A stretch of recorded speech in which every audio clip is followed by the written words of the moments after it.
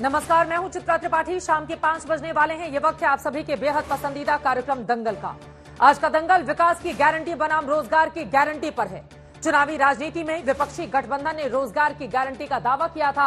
आज प्रधानमंत्री ने विकास की गारंटी का दावा किया है। तेलंगाना के आदिलाबाद में पीएम मोदी ने 56,000 करोड़ रुपए की विकास योजनाओं की सौगात देते हुए कहा कि अब देश आत्मनिर्भर भारत से विकसित भारत की ओर बढ़ चला है। पिछले 15 दिनों में ही 1.5 लाख करोड़ रुपए के प्रोजेक्ट देश को समर्पित किए हैं। चुनाव नहीं, देश का विकास अहम है, ये कहा है प्रधानमंत्री ने। वहीं दूसरी तरफ पटना के गांधी मैदान से छिड़े गए रोजगार राग में आज राहुल गांधी ने सोशल मीडिया पर पोस्ट करके सरकारी नौकरियों में 15 लाख से अधिक पदों पर रिक्तियों का सवाल उठा दिया है। जबकि मोदी सरकार का दावा है कि विकास की परियोजनाओं से देश में रोजगार के अवसर भी पैदा हो रहे हैं और आगे भी होंगे। लेकिन इंडिया गठबंधन के घटक दल लगातार सरकारी नौकरियों का मुद्दा उठाते रहे हैं। विपक्ष के 4-5 बड़े मुद्दों में रोजगार भी एक मुद्दा है। कल भी तेजस्वी यादव ने पटना की रैली में अपनी सरकार में सरकारी नौकरी देने का श्रेय लूटा था और एनडीए सरकार की नीयत पर सवाल खड़े किए थे। ऐसे में बड़ा सवाल यह है कि क्या इस बार के चुनाव में रोजगार पर गारंटी वॉर छिड़ेगा, क्योंकि पीएम मोदी कहते हैं कि उनकी गारंटी मतलब गारंटी पूरी होने की गारंटी। और मोदी सरकार अगले 5 साल में देश को तीसरे नंबर की इकोनॉमी बनाने का दावा भी कर रही है। तो क्या आने वाले दिनों में देश के विकास के साथ जरूरी रोजगार पैदा करने की गारंटी पूरी होगी? और क्या विपक्ष के सरकारी नौकरियां देने के वायदे का चुनावी फायदा मिलेगा? ऐसे तमाम सवालों पर आज के दंगल में बड़ी चर्चा होगी, लेकिन उसके पहले ये रिपोर्ट देखिए।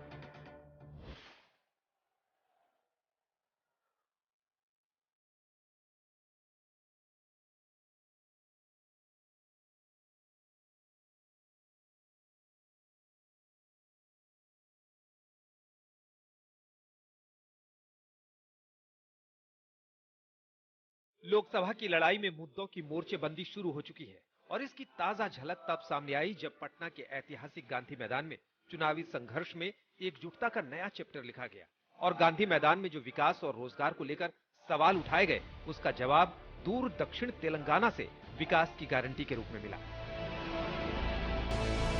मोदी की गारंटी यानी गारंटी पूरी होने की गारंटी। और गारंटी की बात कुछ यूं छिड़ी कि 3 मार्च को पटना के गांधी मैदान में जब इंडिया गठबंधन के घटक दलों ने लाखों की भीड़ जमा करके शक्ति प्रदर्शन किया, उस जनविश्वास रैली के सूत्रधार तेजस्वी यादव ने विकास के मुद्दे पर भी दावा कर दिया। आरजेडी का मतलब है आर से राइट्स, जे से जॉब और डी से डेवलपमेंट। विकास का मुद्दा और आरजेडी का दावा। चुनावी सीजन में बीजेपी ऐसे वार खाली छोड़ने का जोखिम नहीं ले सकती थी, पीएम ने जिक्र ही कर दिया। 15 दिन के ये काम आत्मनिर्भर भारत से विकसित भारत के निर्माण को और सशक्त कर रहे हैं। बीजेपी अब 9 साल के विकास और अगले 5 साल विकास की गारंटी ही नहीं देती है, 2047 तक विकसित भारत की रूपरेखा भी बताती है। कल भी मैंने दिन भर सभी मंत्री और भारत सरकार के सभी वरिष्ठ सचिव अधिकारी यानी एक प्रकार से टॉप टीम करीब 125 लोग पूरा दिन भर उनके साथ बैठा और क्या किया? चुनाव की चर्चा नहीं की। वहां मैंने विकसित भारत निर्माण के लिए एक्शन प्लान पर एक एक मुद्दे की बारीकी से चर्चा की।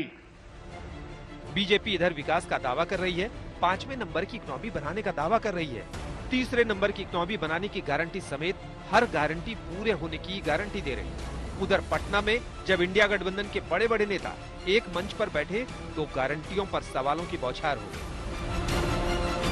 मोदी जी झूठ बोलने के फैक्ट्री है, मैन्युफैक्चरर है, मोदी जी होलसेलर के साथ डिस्ट्रीब्यूटर भी है। जरा सवाल कीजिएगा कि आप कहते थे 2-2 करोड़ रोजगार देंगे, 15-15 लाख रुपया खाता में देंगे, कि भाजपा के लोग गोबर को भी गाजर का हलवा देकर के परोस देते हैं। तेजस्वी यादव ने पटना के मन से बिहार में लाखों रोजगार देने का श्रेय लूटने की कोशिश की, तो राहुल गांधी ने देश में बेरोजगारी के लिए बीजेपी पर सवाल उठाया। राहुल गांधी ने दावा किया कि केंद्र सरकार के 78 विभागों में 9,64,000 पद खाली। बड़े विभागों में देखा जाए तो रेलवे में 2,93,000, गृह मंत्रालय में 1,43,000 और रक्षा मंत्रालय में 2,64,000 पद खाली है। राहुल ने सवाल उठाया कि केंद्र सरकार के 15 प्रमुख विभागों में 30% से अधिक पद खाली क्यों हैं? इसी मैदान से एक साथ 2 लाख लोगों को हमने नियुक्ति पत्र बंटवाया था। इंडिया गठबंधन पटना में जाकर चुनाव बाद ठोस प्लान तैयार करने का दावा कर रही है, लेकिन रोजगार के मुद्दे पर केंद्र सरकार दावा करती है कि ईपीएफओ में करीब 27 करोड़ से अधिक खाता धारक है। दिसंबर 2022 के मुकाबले दिसंबर 2023 में 15 करोड़ 62 लाख खाता धारक जुड़े। औसतन 1 करोड़ 22 लाख खाता धारक पिछले वित्त वर्ष में जुड़े थे। ये देश में रोजगार की हालत बताते हैं। केंद्र सरकार ने पिछले जून में दावा किया था कि 9 साल में 9 लाख सरकारी नौकरियां भी दी गई हैं, जो 2004 से 2013 में दी गई 6 लाख नौकरियों की 150%। तमाम आंकड़ों के बावजूद इस चुनाव में रोजगार क्या ऐसा चुनावी मुद्दा बनेगा जिस पर मतदाता पोलिंग बूथ तक वोट डालने पहुंचेंगे? ये देखने वाली बात होगी। लेकिन जिस तरह नौकरी के दावे और नौकरी के वादे पर तेजस्वी यादव ने बिहार में भीड़ इकट्ठा करके दिखाया है, उससे विपक्ष के रोजगार वाले मुद्दे को दम मिला है। आज तक ब्यूरो। तो एक तरफ मोदी सरकार अगले 5 सालों का रोड मैप देश के सामने रखना चाहती है, 2047 की बात बार बार कर रही है, तो वहीं दूसरी तरफ आपको बताते चले रोजगार के मुद्दे पर विपक्षी दलों की ओर से केंद्र सरकार को घेरने की कोशिश की जा रही है। कई ऐसे सवाल हैं जिसको लेकर बड़ी चर्चा हम करने वाले हैं। हमारे साथ डॉक्टर सुधांशु त्रिवेदी जी, राज्यसभा के सांसद और राष्ट्रीय प्रवक्ता भारतीय जनता पार्टी के, थोड़ी देर में टीवी स्क्रीन पर होंगे। प्रियंका कक्कड़ जी, स्पोक्स पर्सन आम आदमी पार्टी के, इस वक्त हमारे साथ जुड़ चुके हैं। हमारे साथ अमित जमई जी, स्पोक्स पर्सन समाजवादी पार्टी के, स्टूडियो में मौजूद हैं। आशुतोष जी, पॉलिटिकल एनालिस्ट, हमारे साथ जुड़ चुके हैं और साथ ही प्रोफेसर संगीत रागी जी भी स्टूडियो में आ चुके हैं। आप सभी का बहुत बहुत स्वागत है। आज तो अमित जमई जी, आपसे ही शुरुआत करते हुए, एक तरफ 9 सालों में सरकार ने क्या कामकाज किया है, प्रधानमंत्री नरेंद्र मोदी हर मंच से इस बात को गिना रहे हैं। अगले 5 सालों का क्या रोड मैप रहने वाला है, क्योंकि ये जो अभी बीती बैठक हुई है भारतीय जनता पार्टी की या कैबिनेट की, उसमें अगले 100 दिनों तक मोदी 3.0 आने के बाद क्या क्या काम किए जाएंगे, इतने कॉन्फिडेंस के साथ उस पर चर्चा की जा रही है। आपको लग रहा है कि रोजगार एक बड़ा मुद्दा बनेगा जिससे सिनेरियो जो अभी भारतीय जनता पार्टी दावा कर रही है उसको पलट पाने में आप लोगों को मिलेगी कामयाबी? चित्रा जी, सबसे पहले आपको आज तक को बहुत बहुत बधाई कि आपने रोजगार जैसे एक ज्वलंत मुद्दे पर चर्चा करने का आपने सोचा। कल जो आदरणीय तेजस्वी जी की क़यादत में पटना में जो कुछ हुआ है, ये जो लाखों लाख सरों का सैलाब है, ये कोई पॉलिटिकल रैली नहीं थी, डीएम के आदेश पे कोई रैली नहीं कराई गई थी जी। पहला और आखिरी जो सबसे बड़ा मुद्दा था कि इस देश में रोजगार, बेरोजगारी सबसे बड़ा संकट है और लाखों लाख लोग इकट्ठा हुए। माननीय अखिलेश जी वहां पे शामिल हुए। आपको पता है कि अगर हम प्राइम मिनिस्टर साहब के आंकड़ों में अगर हम बात करें तो वो कहते हैं कि इस देश के 80 करोड़ लोग राशन उनको दिए जा रहे हैं। आप जानते हैं कि हमारे गांव में जो थोड़ा सा भी मेहनतकश किसान है ना, वो राशन की लाइन में नहीं जाना चाहता है। जो लोग मेहनत करके कमाना चाहते हैं, लेकिन 80 करोड़ लोग इस देश के मतलब खैरात पे लाइनों में लगे हुए हैं। ये सरकारी आंकड़े हैं। एमएसएमई उत्तर प्रदेश के जितने थे 17 के बाद आज इस 24 के समय में एमएसएमई बंद हो गए। कोई भी रोजगार, योगी आदित्यनाथ जी, चाहे एक पावर प्लांट हो, चाहे एक फैक्ट्री हो, अखिलेश जी ने कई बार कहा कि हमें योगी जी एक दिखा दीजिए। देखिए, आपके ही सहयोगी राहुल गांधी, अब उनकी ब्रेकिंग हम चला रहे हैं, वो बता रहे हैं नफरत के बाजार में मोहब्बत हम फैलाते रहेंगे, जातिगत एक्सरे देश के हित में है, नोटबंदी से छोटे व्यापारी परेशान हुए और तमाम मुद्दे भी। मैं आपसे ये सवाल पूछना चाह रही हूं कि ये तमाम मुद्दे, आज नोटबंदी आज तो लागू हुई नहीं, उसके बाद कई चुनाव हुए, लेकिन नरेंद्र मोदी के चेहरे पर मुहर लग गई। वहीं आप जातिगत एक्सरे की बात कर रहे हैं। गरीब को जाति देखकर क्या आप विकास के पैमाने पर आगे लेकर जाएंगे? ये जाति से कब निकलेगा हिंदुस्तान? क्या इसके बारे में सोचे जाने की हमें जमई जी जरूरत नहीं है मौजूदा वक्त पर? जाति देखकर गरीबी तय करने बैठेंगे हम। जाति है कि जाति नहीं, जब इस देश के प्राइम मिनिस्टर खुद कहते हो हाँ। कि मैं पिछड़ा हूं, तो सवाल ये है कि जब पिछड़ों की बात हो रही है, अखिलेश जी कह रहे हैं जातिगत जनगणना करा दीजिए, एक कोई ऐसा पैमाना बनाइए कि क्या जिससे हो जाएगा उससे? इस देश में पता चले कि गुर्बत का क्या लेवल है, हाँ। क्या सूचकांक है, वो जाति से कैसे पता चलेगा? वो जाति से पता चलेगी। नहीं, गरीबी देख, मतलब हम जाति देखकर गरीबी निर्धारित करने जा रहे हैं। चित्रा जी, इसका साइंटिफिक आधार है। आदरणीय तेजस्वी जी ने जब जातिगत जनगणना कराई, कास्ट सर्वे जब बिहार में हुआ, तो अपर कास्ट के बारे में पता चला कि ब्राह्मण्स, मुस्लिम जो मेहतर है उनसे बदतर हालत है उनकी इकोनॉमिक हालत। तो हम ये कह रहे हैं कि जब हमारे पास एक आंकड़े आ जाएंगे, चाहे वो SC ST OBC हो, सामान्य वर्ग के लोग हो, तो शिक्षा में, नौकरियों में उनके लिए एक प्रोग्राम बने। ठीक है, सुधांशु त्रिवेदी जी भी हमारे साथ जुड़ चुके हैं। सुधांशु जी, अगर अमित जमाई की आपने बातचीत सुनी हो, उन्होंने कहा है रोजगार एक बड़ा मुद्दा बनने वाला है 2024 के चुनाव में, और इसी मुद्दे पर जबरदस्त तरीके से इंडिया गठबंधन घेरेगा आप लोगों को। क्या है जवाब इस पर?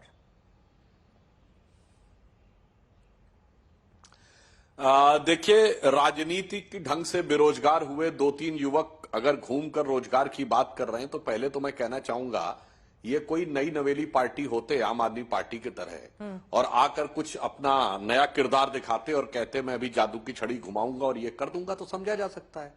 साहब, आप तो वो दलों के गठबंधन हैं जो सबसे ज्यादा लंबे समय तक इस देश पे हुकूमत कर चुके हैं और बिहार में हुकूमत कर चुके हैं, यानी जो आजमाए हुए हैं और चुकाए हुए हैं, भ्रष्टाचार में डूबे उतराए हुए हैं, तब तो कुछ ना कर पाए। अब कहते साहब हम चमत्कार करके बता देंगे। अब मैं इसका 2 आधार पर उत्तर देता हूं। एक है तकनीकी आधार, इसको लेकर बहुत सारी बातें ये कहेंगे हमें समझ में नहीं आता और ये ऐसा है, आंकड़ा जो हम डाटा, बहुत स्पष्ट बात है, सिर्फ एक data, employee provident fund scheme, कर्मचारी भविष्य निधि खाता, ये केवल तभी खुल सकता है जब कोई व्यक्ति कर्मचारी हो गया हो, क्योंकि कर्मचारी अपना भी कंट्रीब्यूशन डालता है और जो उसका नियोक्ता है यानी एम्प्लॉयर है वो भी कंट्रीब्यूशन डालता है। तो अगर हमारी सरकार आई तब 11 करोड़ थे 2014 में और अब 27 करोड़ हो गए, तो ऐसा तो नहीं कि हवा में कोई ये 16 करोड़ लोग ऐसे आ गए जिन्होंने अकाउंट भी खोला और जिनका कोई नियोक्ता भी क्रिएट हो गया और उसने ऊपर से उसने पैसा भी डालना शुरू कर दिया। चलिए, उन सब बातों पे आप कहेंगे, आज हम मैं आपसे पूछूं महंगाई की दर क्या है, बेरोजगारी की दर क्या है, अब उसको लेकर तो ये लोग डॉक्टर मनमोहन सिंह जहां काम किए थे उस IMF के आंकड़े पर सवाल उठाने लगेंगे। अमित जमाई जी पढ़े लिखे व्यक्ति हैं और ये पढ़े लिखे वाली बात तो जो प्रियंका कक्कड़ जी है टीम की पार्टी भी कहती है। इनसे पूछूं आज क्या स्थिति है, जर्मनी रिसेशन में है, जापान रिसेशन में है, अमेरिका की स्थिति खराब है, ब्रिटेन की स्थिति खराब है। उन सब से हम, छोटी मोटी बात नहीं कर रहा हूं जो पाकिस्तान और श्रीलंका में क्या हो रहा है, उन सब से हम बेहतर स्थिति में चलिए वो भी नहीं। तो मैं दर्शकों के साथ अच्छा ये बताइए, 37 किलोमीटर पर डे सड़क बन रही है, अब पूरी बात हो जाए अमित जी तब बोलिएगा। 37 किलोमीटर पर डे सड़क बन रही है, कोई रोजगार नहीं क्रिएट हो रहा होगा, सब हवा में क्रिएट हो गया, तो कोई आके बना रहा होगा। 12 किलोमीटर पर डे रेल का विद्युतीकरण हो रहा है, ये भी कोई अपने आप कर रहा होगा। भारत की एयरलाइंस ने, टाटा ने दुनिया का सबसे बड़ा हवाई जहाज का ऑर्डर दिया है, मतलब वो उड़ाने वाले पायलट भी हवा में होंगे और चढ़ने वाले लोग भी नहीं होंगे, वो तो सब अपने आप हो रहा है। 74 के 150 एयरपोर्ट हो गए, वो अपने आप चलने लगे, उसमें कोई रोजगार थोड़ी सृजित हो रहा होगा। अभी चित्रा जी आपके ही कार्यक्रम में इससे पहले दिखाया जा रहा था कि दुनिया की सबसे बड़ी मोबाइल हैंडसेट बनाने वाली कंपनी सैमसंग, उसका दुनिया में सबसे बड़ी फैक्ट्री भारत में है और उत्तर प्रदेश के नोएडा में है। वो भी कोई हवा में जिन्नात आके बनाते होंगे। इसलिए मैं कह रहा हूं आंकड़े देखिए या धरातल देखिए, आप जिस आधार के ऊपर चलना चाहते हो। और मैं एक और बात कहना चाहता हूं, अगर इनको अपनी बात पे भरोसा होता राहुल गांधी जी को, तो ये जात पात की बात नहीं करते, कहते रोजगार और अर्थव्यवस्था की बात करो।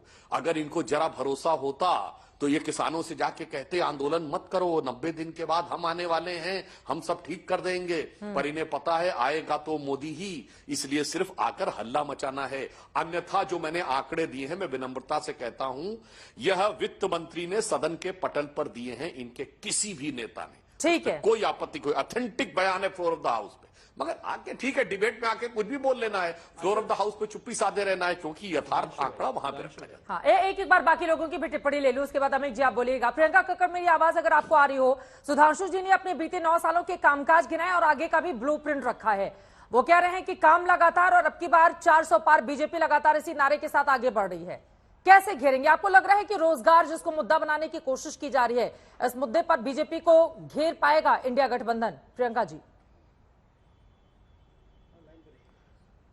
सभी को नमस्ते चित्रा जी। चित्रा जी, हमें घेरने की जरूरत नहीं है, जनता इनको घेरेगी। जो इन्होंने 2 करोड़ के प्रॉमिस प्रति ईयर किए थे जॉब्स के, वो आज तक किसी को धरातल पे मिले नहीं है। ये बात सब जानते हैं। सब जानते हैं कि 10 लाख खाली पड़ी थी नौकरियां रेलवेज में ही, और कुछ भरा नहीं इन्होंने। हर साल चुनाव से पहले कुछ निकाल देते हैं। अभी आपने देखा होगा यूपी में भी कितना आवेदन आया था, करीब 50 लाख लोगों का आवेदन आया था नौकरी के लिए। इतनी ज्यादा बेरोजगारी स्तर हो चुका है। आंकड़ों की बात सुधांशु जी कर रहे थे, तो उनको पूछिए, देखें कि एफडीआई इंडिया में नीचे चला गया है। उनको बोले कि इनकी पीएलआई स्कीम जो इन्होंने निकाली थी, परफॉर्मेंस लिंक्ड इंसेंटिव, वो बुरी तरह फ्लॉप हो चुकी है, क्योंकि वो मैन्युफैक्चरिंग पे है ही नहीं, सिर्फ असेंबलिंग पे है। इनको बताइए, यहाँ जो फैक्ट्रीज खुली वो असेंबलिंग के लिए खुली है।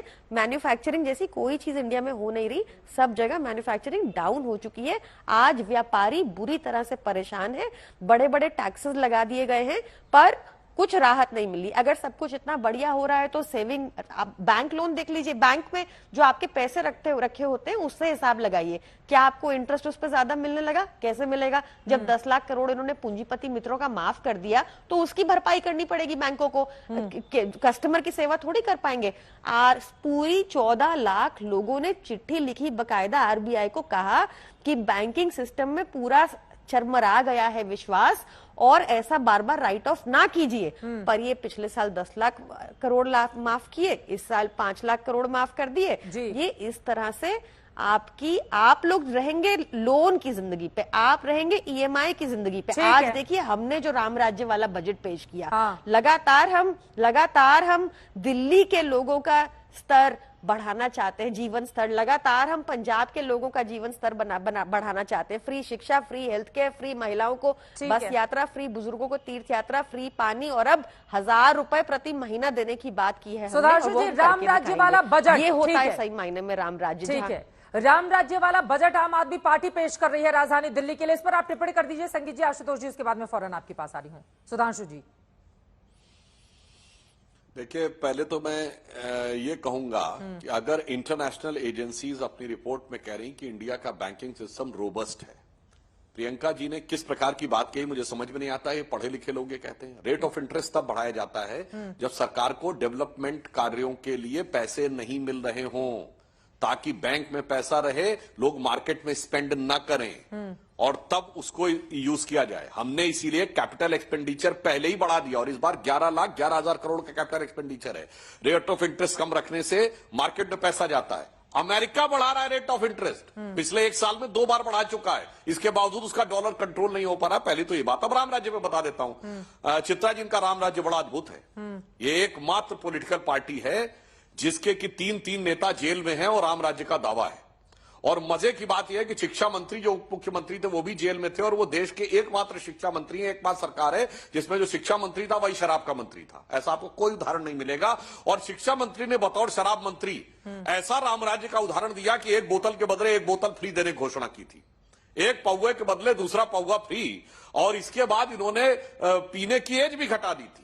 मतलब गजब का इन्होंने राम राज्य लाए थे।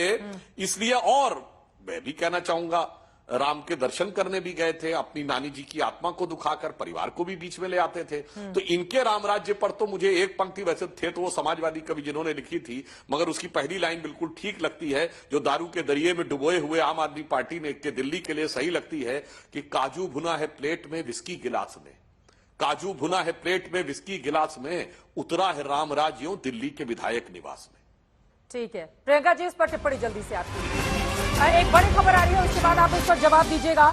बड़ी खबर आ रही है, गुजरात में कांग्रेस पार्टी को बड़ा झटका लगा है।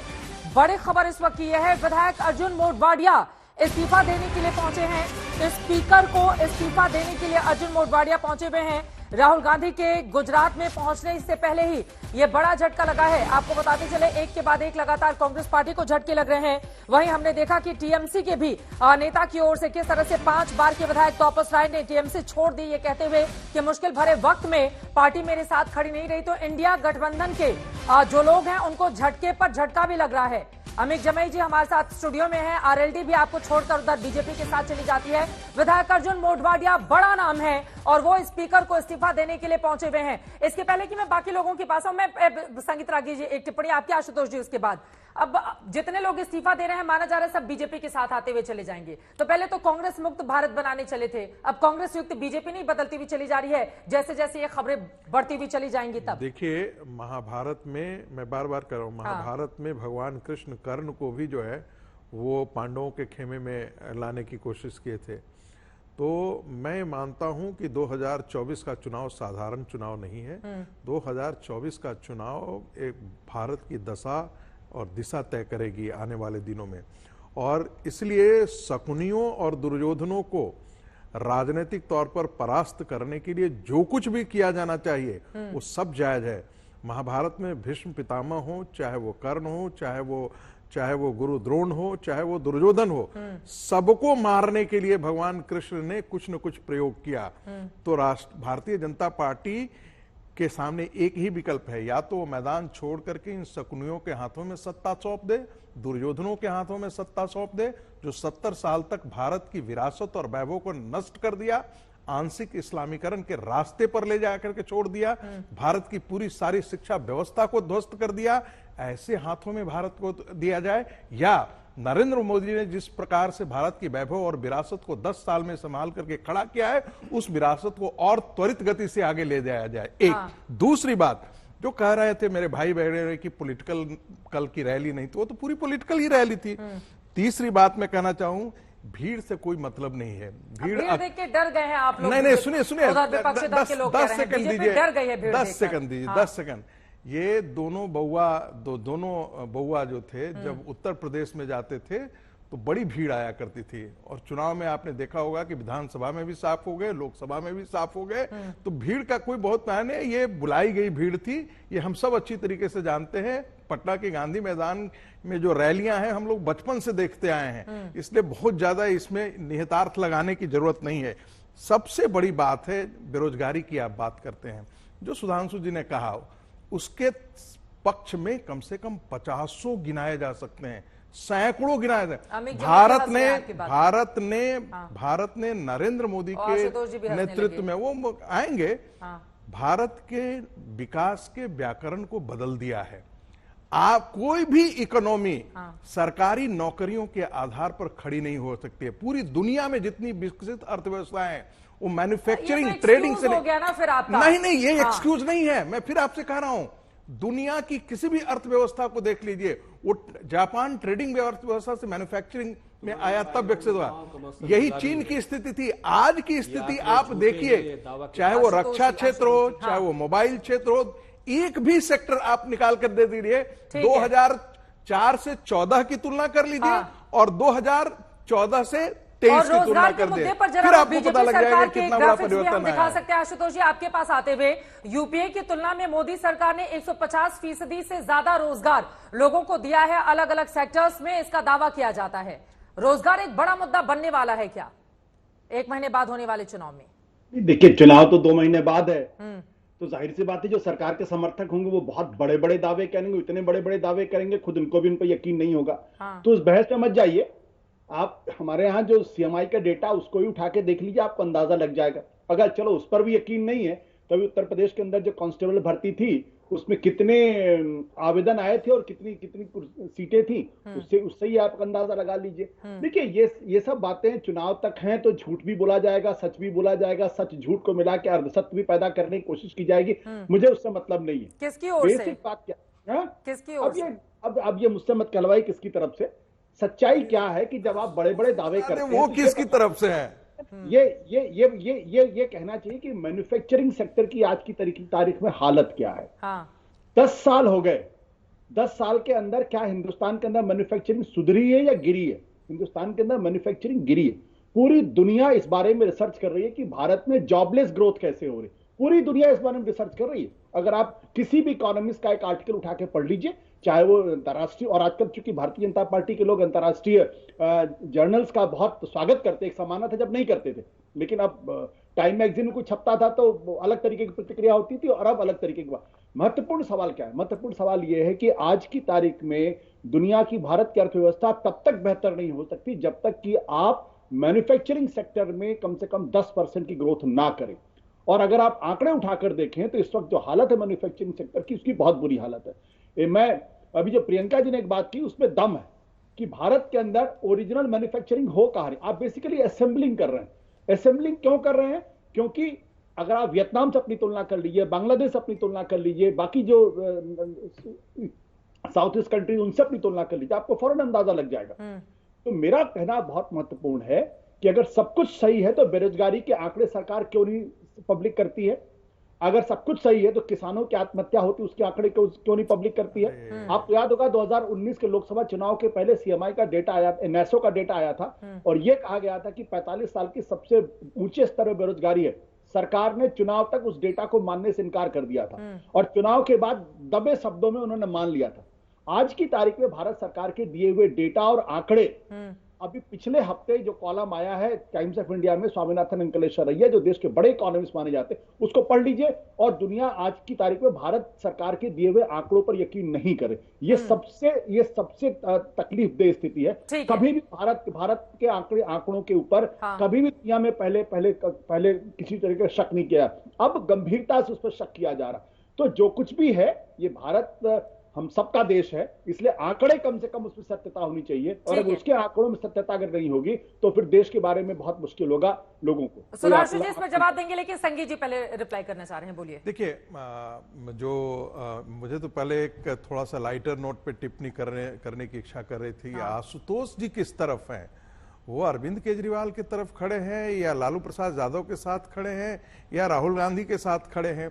देखिए, ये जो जितना मैं सुन लीजिए, धैर्य रखिएगा। यदि 54,000 जिसको कहते हैं 1000 किलोमीटर यदि हाईवे का निर्माण हो रहा है तो उसमें तो जॉब तो मिला ही नहीं होगा, वो तो जॉबलेस ग्रोथ रहा होगा। यदि स्पीड आपकी दुगनी हो जा रही है, चाहे वो एयरपोर्ट जो है वो 74 था, 169 यदि बन जा रहा है, 174 बन जा रहा है, तो वहां पर तो कोई एम्प्लॉयमेंट रहा नहीं होगा। अरे आप दिखाइएगा, ये सब मत मुझे दिखाइए।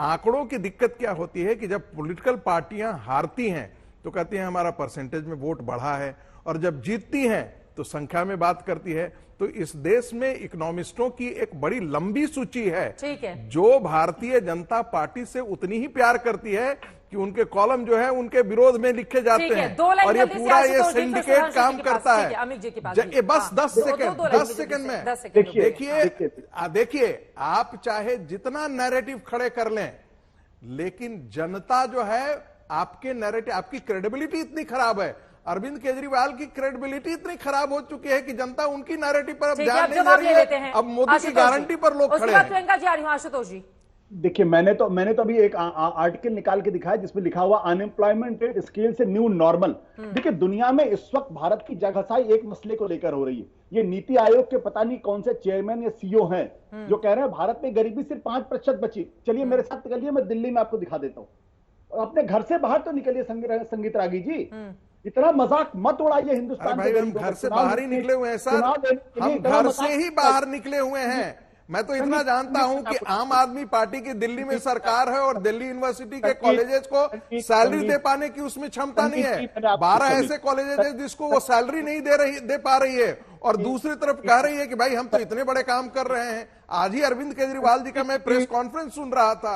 जी देखिए, मुझे बोलने दीजिए, मैंने आपको डिस्टर्ब नहीं किया। और ये तो नीति आयोग के सीईओ है, कह रहे हैं मतलब भारत में सिर्फ 5% ही गरीब है। ये कौन मानेगा? जो सुन रहा है हंस रहा है दुनिया में इस बात को लेकर। एक दूसरे इकोनॉमिस्ट जिनका नाम है सुरजीत भल्ला, वो कह रहे हैं, वो सरकार के बहुत बड़े वो है, वो क्या कह रहे हैं, भारत में सीवियर पॉवर्टी जो सिर्फ 2% बची हुई। किसको बेवकूफ बना रहे? सरकार को खुश करना है तो कोई भी आंकड़े दे दीजिए, लेकिन इस तरीके की बातें मत करिए कि दुनिया में हिंदुस्तान की जग हसाई हो। ठीक है, चर्चा करके हिंदुस्तान के आंकड़ों का दुनिया में सुधांशु जी और प्रियंका जी भी इंतजार करें। सुधांशु त्रिवेदी जी, इन्होंने ये गरीबी के आंकड़े को लेकर जो सवाल पूछे हैं उस पर भी जवाब। और सुधांशु जी, आप लोग लगातार अपने कामकाज गिना रहे हैं पिछले 9-10 सालों से, तो फिर ये परिवारवाद को लेकर या परिवार को लेकर तुरंत लपक लेना, प्रेस कॉन्फ्रेंस कर देना और फिर मोदी का परिवार हैशटैग चलाया जाना, ये क्या बताता है? सुधांशु त्रिवेदी जी, आपने ही प्रेस कॉन्फ्रेंस की है। मैं इसका भी जवाब दूंगा। पहले मैं आशुतोष जी की जग हसाई वाली बात का जवाब देता हूं, जो विपक्ष के सारे लोग कहते हैं। अभी आशुतोष जी ने क्या बोला? 45 साल की सबसे बड़ी बेरोजगारी और सबसे खराब आर्थिक स्थिति है, जिसको सरकार ने जारी करने से इनकार किया। आंकड़े की बात है ना। हम कब बैठे हैं? 2024 में। 45 साल होते 1979। मैं पूछना चाहता हूं 1980 में कितना रोजगार सृजित होता था? रेट ऑफ ग्रोथ क्या थी? 2%। फॉरेन एक्सचेंज दर कितना था? मैं दर्शकों से कहता हूं जाके चेक करिए, $7 बिलियन। 7 बिलियन। वैसे एक बात बता दूं, चाइना का 2.7 था। चाइना से 3 गुनी स्थिति अच्छी हमारी थी। आज हमारा खैर 620 बिलियन है। और इसी 45 साल में वो 1991 में भी आता मान्यवर, जब growth of rate of growth negative, economy ध्वस्त, सोना गिरवी और 2-2 बार रुपए का डिवैल्यूएशन। अगस्त 91 और अगस्त 92, सोना गिरवी, अप्रैल 91। मान्यवर, ये जग हसाई वाली बात है कहना है कि उससे ज्यादा बुरी आज आर्थिक स्थिति है।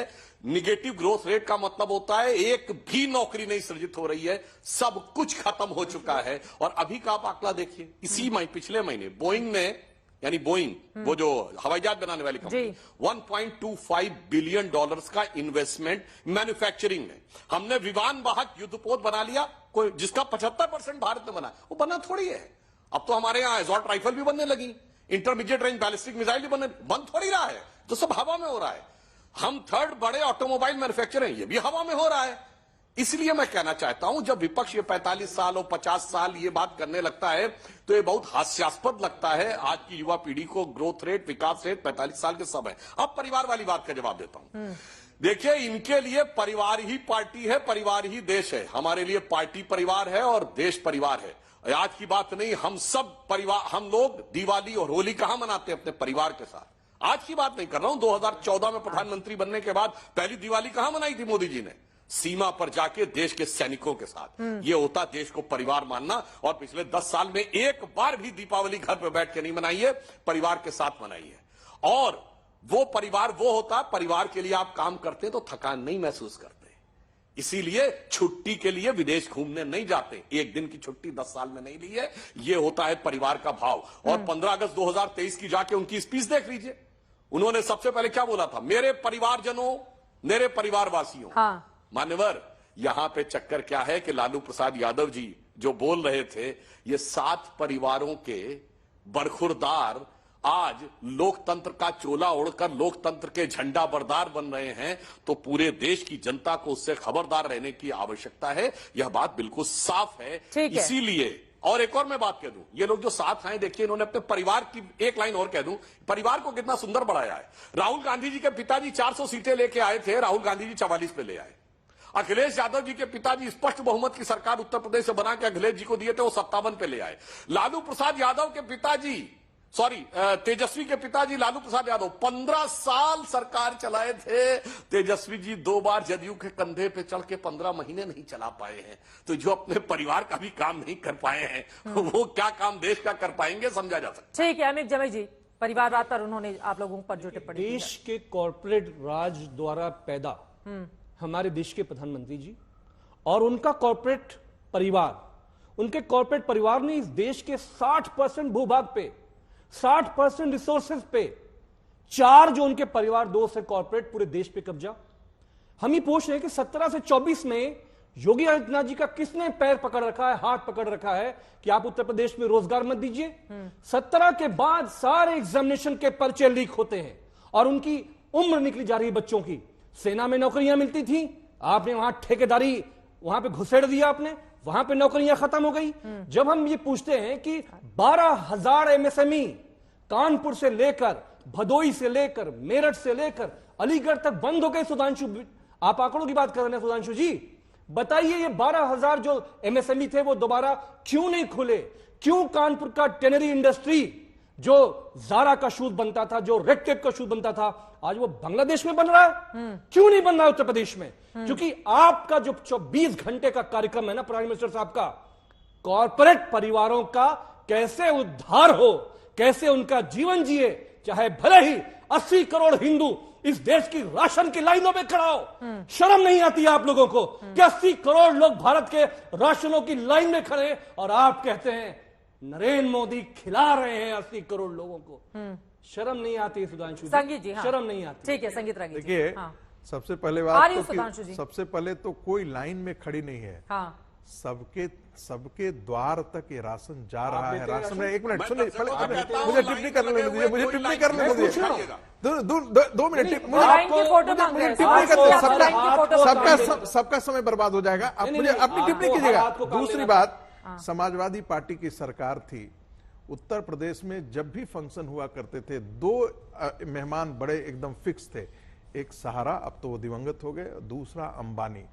आज ही अरविंद केजरीवाल की सरकार, अरविंद जी प्लीज सुन लीजिए, लूटने नहीं दिया हमने सुनिए किसी तो को। सही ना, सुनिए ना। लूटने नहीं दिया। अरविंद केजरीवाल जी आज ही प्रेस कॉन्फ्रेंस कर रहे थे और कॉर्पोरेट की प्रशंसा में गाथा गाया जा रहा है। वो राहुल गांधी को समझाएंगे कि रोज वो कॉर्पोरेट को गाली दे रहे हैं। आज यदि चाइना के इंटरेस्ट को श्रीलंका में यदि कंटेस्ट कोई कर रहा है तो वो अडानी कर रहे हैं। ये आपको समझ में नहीं आ रहा है कि आपके स्ट्रेटेजिक इंटरेस्ट को विदेश में यही कॉर्पोरेट आपकी रक्षा करता है। दिया ऑस्ट्रेलिया में अरे अदानी के हाथों से। मैं फिर आप सुनिए, प्राइम मिनिस्टर इस देश के जो कॉर्पोरेट परिवार है, देश के सरकारी अरे भाई, बैंकों को बोलने तो लुटवा दीजिए के ना, और बोलने आप तो कह रहे हैं दीजिए compete ना। कर रहे हैं। बोलने तो दीजिए स्वदेशी पहले। आंदोलन कहां गया आपका रागी अरे जी? भाई, आपकी पहले RSS का- आप सीपीआई में होते थे ना। RSS का सीपीआई जो है, स्वदेशी आंदोलन क्या हुआ? सीपीआई जो है अडानी RSS पोर्ट के का लिए स्वदेशी केरला में क्लेम आंदोलन कर रही है क्या कि हुआ? मैंने लाया है। आप तो कांग्रेस RSS कह रही है कि अडानी आप पोर्ट RSS मैंने की डेवलप फैक्ट्री से किया है। पैदा हुए, आरएसएस की फैक्ट्री क्या है? स्वदेशी आंदोलन कहां गया चाइना के सामने आपका? पूरा देश के एमएसएमई आपने खत्म कर दिया, बर्बाद कर दिया हमारा हथकरघा उद्योग। मैं तो कहाँ सुनना है? चाहता था कि इस कहाँ देश खड़े? के सीपीआई और सीपीएम जो है वो चाइना के खिलाफ CPI बोले तो भारत के स्वतंत्रता बोलने संग्राम तो में, सुने ना। समाजवादी स्वतंत्रता संग्राम में शामिल थे।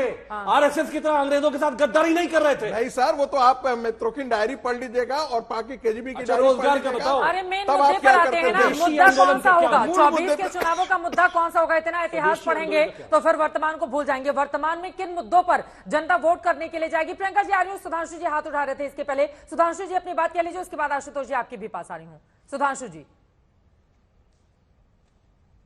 देखिए, मुझे सिर्फ एक बात याद आ गई। हाँ। अमीक जमाई जी जोशो जुनून में बोल गए कि 80 करोड़ लोग लाइन में लगे हुए, तो किसी को दिखाई नहीं पड़ा होगा। मैं उसका भी कारण बता देता हूं। 80 करोड़ लोगों को क्यों राशन देना शुरू किया गया था? कोविड के टाइम में जब सप्लाई लाइंस कोलैप्स कर गई थी, उस समय अगर आपके हाथ में पैसा होता और आप अपने मोहल्ले के दुकानदार के पास जाते तो सारे लोगों के पास देने के लिए उसके पास अनाज नहीं था।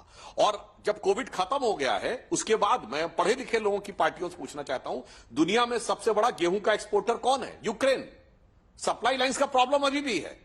अगर गवर्नमेंट अपने हाथ में लेकर डिलीवर नहीं करेगी तो इस बात की संभावना है कि अगर मार्केट फोर्सेस के हाथ में छोड़ दिया गया तो फिर उसके बाद वो बढ़ सकता है। इसीलिए प्रधानमंत्री जी ने कहा 25 करोड़ लोग जो एक्सट्रीम पॉवर्टी से निकल के आए हैं कहीं दोबारा उस पर न चले जाएं। इसलिए, मगर लाइटर नोट भी कह देना चाहता हूं, आपने अच्छी बात कही तो मैं दर्शकों से कहना चाहता हूं, एक बड़ा हिंदी फिल्मों का विख्यात गाना हुआ था कि राशन वाली लाइन की लंबाई मार गई और पाउडर वाले दूध की मलाई मार गई और बाकी जो बचा था वो महंगाई मार गई।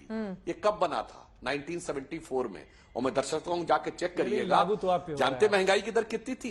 1974 में 26% और ग्रोथ रेट थी 1.8 या 9%। जनाब, जब आप सुधांशु कहते भाई, 50 साल में आंकड़ों सबसे की बड़ा बाजीगरी चढ़ा पे जाके मत देख जाइए। लीजिए, देश की 26% महंगाई हालत की दर तस्वीर इस देश में बताइए। देखी है। और आज कितनी है मैं पूछना चाहता हूं? 5.1%। 5.1% ग्रोथ रेट कितनी है? मैंने पूछा उत्तर प्रदेश में 7.8%। उस पावर समय प्लांट महंगाई कितने की दर लगे? 26%, ग्रोथ उत्तर रेट प्रदेश में 1.8%। नौकरियां कितनी आई? इसीलिए मैं कह रहा हूं 12,000 एमएसएमई बंद हो गए। भदोई का और दूसरा, कारपेट इंडस्ट्री कोलैप्स कर गया। भाई कहां पे लिखा कोई है जवाब सभी नहीं बंद है। हो गए भाई? कोई जवाब नहीं है। इनको 80 लग रहा है करोड़ यूपी लोगों में को, अरे अगर डिफेंस एमएसपी दे कॉरिडोर देते किसानों उत्तर प्रदेश को, में खुला। उत्तर प्रदेश का जो हमारा ग्रामीण भारत के निवासी हैं वो भिखारी नहीं है। उन्हें अपने हाथ में काम चाहिए, उनको मेहनत का पैसा दो, उनको एमएसएमई दो, वो अपने पैरों पे खड़े हो जाएंगे। लेकिन आपको तो नरेंद्र मोदी खिला रहे हैं। कॉर्पोरेट को तो आप चलिए अजीम ठीक है, बना थोड़ा रहे सा हैं। आगे बढ़ते हुए प्रियंका कक्कड़ जी को गरीबों लेकर को आना खिला चाहूंगी। रहे हैं। ठीक है, लेकिन ये तमाम मुद्दे वैसे जब सपा की सरकार थी, जी। एक मिनट, हाँ बोलिए सपा की सरकार थी तो यूपी डेवलपमेंट काउंसिल में कारपोरेट थे कि किसान थे? बताइए अमीर जमाई जी, मैं सबके नाम नहीं लेना चाहता। बोलिए, पहला जवाब पूछना नेताजी चाहता का हूं। अखिलेश जी का फैसला कारपोरेट था थे कि किसान थे 2012 को। यूपी चित्रा मैम को याद होगा, ओहो, किसानों के भूल कर्जे गए। माफ किए थे अखिलेश यादव जी ने, किसानों के कर्जे माफ किए थे। चित्रा मैम को भी याद होगा, पहला फैसला था। ये और आपका क्या बताइए, पहला फैसला है? ए भाई, एक कॉर्पोरेट का परिवार पावर प्लांट नरेंद्र मुलायम मोदी सिंह का जी जो ने है, शिलान्यास किया था, नरेंद्र किसानों मोदी से का जो लेके, कॉर्पोरेट परिवार वो है, पावर प्लांट उसको कभी टैक्स खड़ा में ही नहीं हुआ। रिबेट मेरे देना, भाई बताओ क्या उसके हुआ कर्जे उसका? माफ करना। अरे आप कॉर्पोरेट का कर्जा माफ करते हो, अखिलेश जी ने पहले फैसले में किसानों का कर्जा माफ किया था। यही अंतर है हमारे तो में। फिर और जब रिपीट चुनाव होते हैं तो 17 और 22 में जनता उनको क्यों नहीं लेकर आती है? यही तो बड़ा सवाल है। वो आपसे ज्यादा बीजेपी पर भरोसा क्यों कर लेती है? प्रियंका कक्कड़ जी, आपके पास आते हुए, आप राम राज्य की बात कर रहे हैं, राम राज्य का बजट लेकर आई आम आदमी पार्टी, और उधर कांग्रेस पार्टी आपकी जो सहयोगी है मौजूदा वक्त में, जिसके साथ सीटों का बंटवारा गुजरात में भी आपने किया है, वहां पर अर्जुन मोढवाडिया इस्तीफा देते हुए कहते हैं कि भगवान राम की प्राण प्रतिष्ठा में शामिल नहीं होने का जो निमंत्रण पत्र मिला था उसको ठुकराए जाने से मैं काफी ज्यादा विचलित था। भगवान श्री राम हिंदुओं के पूजनीय नहीं बल्कि भारत की आस्था के प्रतीक हैं। अपनी असहमति की बात से मैं कई लोगों से मिला हूं जो इस बात से आहत है कि जिस तरह से कांग्रेस पार्टी ने अयोध्या में महोत्सव का बहिष्कार करके भगवान राम का अपमान किया था। ये बातें उनकी ओर से कही गई और हम दिखा भी रहे हैं, जब मुलाकात करके उन्होंने अपना इस्तीफा सौंपा। तो एक तरफ राम राज्य की बात कर रही है आम आदमी पार्टी, इंडिया गठबंधन के दूसरे लोग निमंत्रण ठुकरा रहे हैं, तीसरी तरफ इंडिया गठबंधन के जो साथी रहे हैं वो छोड़ छोड़कर कई बड़े चेहरे आप लोगों के जा रहे हैं। अर्जुन मोढवाडिया बड़ा नाम है वो। प्रियंका कक्कड़ जी, चित्रा जी देखिए, कल भी हमने देखा पवन शर्मा जी चले गए इनके, जो ये आना जाना अभी चुनावी सीजन में लगा रहेगा। बड़े तरह के प्रलोभन है, बड़ी तरह की ईडी सीबीआई, इनके पास बड़ी बड़ी एजेंसीज हैं। आज मुद्दा ये है कि आप देखिए, भाजपा एक ऐसी पार्टी है, आप प्रधानमंत्री मोदी को सुनेंगी, वो बताएंगे 2047 में इंडिया कैसा होगा। मोहन भागवत जी बताएंगे 1000 साल बाद इंडिया कैसा होगा। भाई कैसा होगा अगर आप अपना प्रेजेंट ठीक नहीं करेंगे? प्रेजेंट में क्या हो रहा है? प्रेजेंट में 180 लाख करोड़ का लोन चढ़ गया है देश के ऊपर। अगर इतना बढ़िया कर रहे हैं तो इतना ज्यादा लोन कैसे चढ़ गया हम पे? क्यों चढ़ गया? अभी सुधांशु जी बात कर रहे थे कि मार्केट फोर्सेस पे डिपेंडेंट नहीं छोड़ सकते, इसलिए खुद वीट प्रोक्योर करते हैं और 80 करोड़ लोगों को दे रहे हैं। अरे आपने एमएसपी के टाइम तो बोला कि किसानों को मार्केट फोर्सेस के ऊपर छोड़ दिया, वहां आपका अलग तर्क है। और मैं तब मानूंगी गरीबी देश से खत्म होगी जब 80 करोड़ लोग राशन के ऊपर, गवर्नमेंट सरकारी राशन के ऊपर निर्भर नहीं होंगे। ठीक है, उसके बाद ये कह रहे हैं जो मुद्दे हैं, मेरे पास वक्त कम है प्रियंका जी, आशुतोष जी से भी टिप्पणी नहीं हो पाई है, जल्दी से क्लोजिंग कमेंट। परिवार में अदर स्कैम, ठीक है, अब तमाम स्कैम गिना रही है, लेकिन फिर वहीं पर आ जाते हैं जब भी परसेप्शन की लड़ाई की बात होती है। आशुतोष जी, मौजूदा वक्त में क्यों ऐसा लगता है कि भारतीय जनता पार्टी थोड़ी आगे चल रही है, या आपको लग रहा है कि नहीं ऐसी स्थिति नहीं है, बिल्कुल कांटे की टक्कर होने वाली है इस बार? आशुतोष जी देखिए, परसेप्शन की लड़ाई का नतीजा तो 2024 के लोकसभा चुनाव के बाद ही पता चलेगा, किसका परसेप्शन अच्छा किसका परसेप्शन अच्छा नहीं है। लेकिन मैं अभी संगीत जी को सुन रहा था, जिस तरीके से कॉर्पोरेट्स के बारे में इन्होंने डिफेंड किया है, वो तो दीनदयाल उपाध्याय जी ने अगर सुना होता तो हमारे ख्याल से वो वहां अपना सिर पीट रहे होते कि हमारे शिष्य जो हैं वो अब कुटीर उद्योग की बात तो छोड़ देते हैं, अंत्योदय की बात छोड़ देते हैं, अब वो सिर्फ और सिर्फ कॉर्पोरेट्स को डिफेंड कर रहे हैं। वो ये भूल जाते हैं कि भारतीय जनसंघ का आपकी बड़ी गंदी आदत है। भारतीय जनसंघ ने कभी भी कॉर्पोरेट का विरोध नहीं किया था। ये तो बोलने दीजिए भाई, वो बहुत देर से चुपचाप सुन रहे थे। आप क्या बोलने दीजिए कि मैं चुपचाप सुनता रहा आपको। तो मैं जो बात कह रहा हूं, मैं महत्वपूर्ण बात कह रहा हूं। मैंने कहा जो दीनदयाल उपाध्याय के शिष्य हैं आज वो अडानी को डिफेंड करने के लिए निकले हुए हैं। आप भारत की विदेश नीति की बात करते हैं, माले में कितनी, माले की आबादी कितनी है? माले जैसा देश, अब माले की आबादी जितनी भी हो, भारत दुनिया का सबसे बड़ा लोकतंत्र है, आबादी भी बहुत ज्यादा है, और ये बड़ी आबादी जब वोट करने के लिए जाएगी तो किसके पक्ष में करती है वोट और किसके खिलाफ, ये देखना महत्वपूर्ण रहेगा। लेकिन रोजगार का मुद्दा इस चुनाव में छाए रहने वाला है। कम से कम अलग अलग पार्टियों के प्रवक्ताओं के बयान से आपको ये बात तो समझ में आ गई होगी। आगे कौन सा मुद्दा रहेगा, किस पर हावी, इस पर बनी रहेगी आज तक की नजर। इसी के साथ दंगल में अभी के लिए बस इतना ही। देश और दुनिया की तमाम खबरों के लिए आप देखते रहिए आज तक।